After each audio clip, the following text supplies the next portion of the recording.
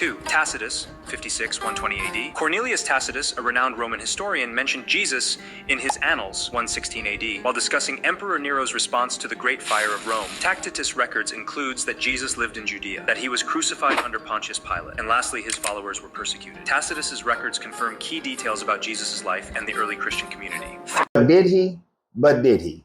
Did Tacitus actually validate and demonstrate information that is factual about the life of Jesus? Well, if you were to take that journey, then what you would do is look at Tacitus' Annals, and you would go and look at Book 15, Chapter 44. This is the only mentioning of Christians in the Annals of Tacitus. Now, Tacitus wrote this in 116 CE.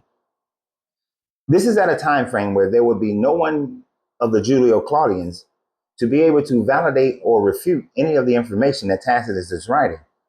And this is very important for but one reason, and that is propaganda against Nero.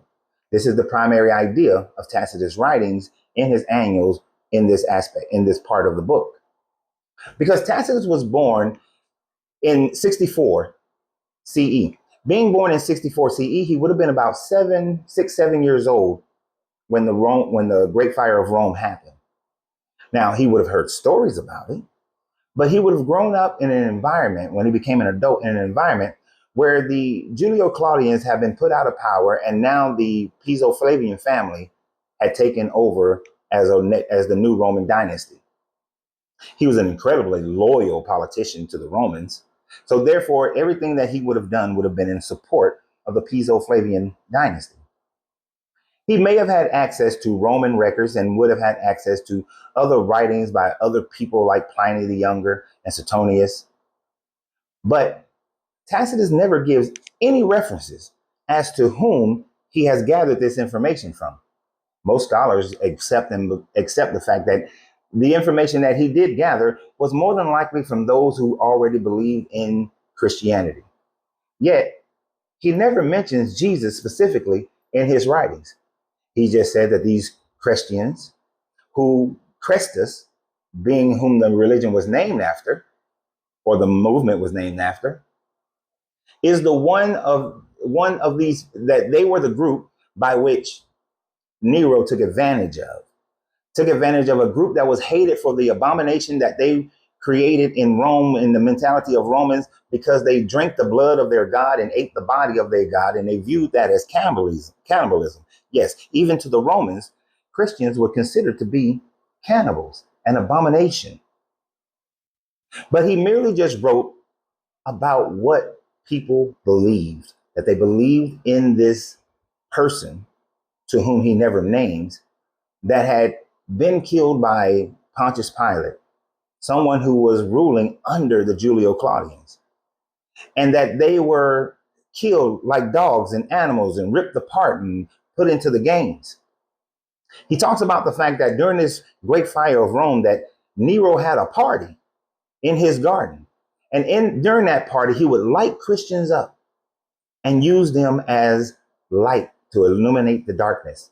That along the streets, that he would light them up to use them as lampposts. This information has never been supported by any other historian prior to the writings of Tacitus, by which, again, he did not write this to 116 CE, at a time frame where no one who would have been loyal to the Julio-Claudians would have been around to refute this information, and to refute it would have been damaging to their career or even death at that time frame. So he wrote it during a safe space where the overwhelming majority of Romans would be very accepting to it. And many Christians have utilized this information to talk about the persecution of Christians, when in 116, the primary group that was being persecuted by Christians in the Levant and throughout other portions of the Roman Empire were the Jews, because of the uprisings that they were still having during that time frame. We don't see until the later portions of the 2nd century and into the 3rd century that Christian persecution becomes a major issue. Yes, there were some other persecutions, but not to that time, not to the point that Christians like to dip their fingers and dip their toes in. We see that he is really just writing propaganda against Nero in describing him to be this evil Julio Claudian. Now, as we have found out more and more information, we come to realize that the great fires of Rome did not exactly happen the way that Tacitus proclaimed that they happened. History has demonstrated that during the time frame of the Great Fire of Rome, that Nero actually opened his garden as a refuge for people who had been burned out of their homes and out of their businesses. And that Nero was involved in putting the fire out more than anything else. Now, yes, Nero probably started the fire himself so that he can build himself a new castle, a new palace. But the fact that he burned Christians along the street and burned Christians in his garden while he was having a party has been proven to be false. So Tacitus has been proven to be a propagandist, not necessarily someone that you can give credibility towards. But he is simply writing what people believe, because most of his information pretty much just comes from what he's read from other people and what some Christians may have told him. But if you were a Christian and you say that Tacitus gives validation to the historicity of your religion, and I know you're going to say that you don't need proof because you have faith, because faith is without facts. But if you were to accept Tacitus as proof that Jesus did what he did miracle-wise, then must you also say that since Tacitus wrote about Serapis and him performing miracles through Vespasian in Egypt, that Serapis then is validated, is true, that the miracles of Serapis actually happened because people believed in it, and Vespasian, who was the emperor, performed those types of miracles of healing a man who was blind and healing a man who was lame. Tacitus also wrote about the Germanic god Woden, who many of you may refer to as Odin.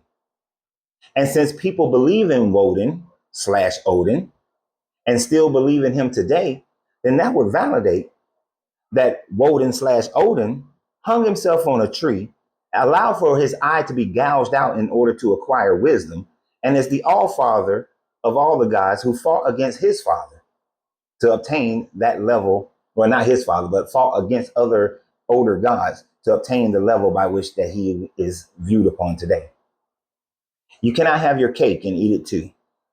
Either Tacitus' writings validate your Christianity, so by which they validate Serapis, the Roman gods, the Germanic gods, or if his writings have no bearing on the truth and the validity of these other gods, then his writings have no truth or validity on your God. He is merely stating what people believed, not factually what was and what is. So always remember that these ancient writers do not gain the credibility that people like to give them and would be laughed out of academia today if they wrote what they wrote, and especially since he gave zero references as to where and how he obtained his information. So always remember, you have to free yourself to be yourself, because your greatness is non-negotiable. Good journey, good vibration, and none of these gods existed.